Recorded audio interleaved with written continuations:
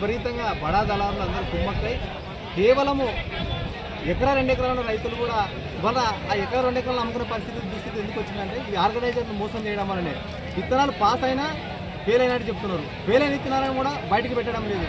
మరి ఆ ఫెయిల్ అయిన విత్తనాలు కూడా మళ్ళీ ఇదే ఆర్గనైజర్లు ఇదే బడా దళారులందరూ కూడా మళ్ళీ వాటిని అమ్ముకొని బయట సొమ్ము చేసుకొని ఇవాళ కోట్లు సంపాదించారు. ఇవాళ పరిస్థితి ఏంటంటే ఈరోజు దుమ్మితోటి గ్రామంలో పెద్ద ఎత్తున రైతులు ఇక్కడ విత్తన పత్తిని పండించడం జరిగింది. మరి వేసిన అంటే ముందర సీడ్ తీసుకునేటప్పుడు వాళ్ళు ఏం చెప్పలేదు ఆర్గనైజర్లు కానీ కంపెనీ కానీ 45 రోజుల తర్వాత మీకు ఎకరానికి 2 క్వింటాలే పండిస్తామని చెప్పడం అనేది ఎంతవరకు కరెక్ట్? ఇది చాలా దుర్మార్గం, ఇది భారీ దోపిడికి కుట్రలేపారు. ఎందుకంటే ఒక ఎకరా దాదాపు 8 క్వింటాల సీడ్ విత్తన పత్తి పండితే మరి 2 క్వింటాలు తీసుకుంటామంటే మిగతా విత్తన పత్తి ఎక్కడ అమ్మాలా? అమ్మనిగా పోతే రైతు మీద కేసులు చేస్తారు, పీడియాక్లు పెడతారు. కానీ పెట్టాల్సింది ఫస్ట్ పీడియాక్లు ఈ ఆర్గనైజర్ల మీద.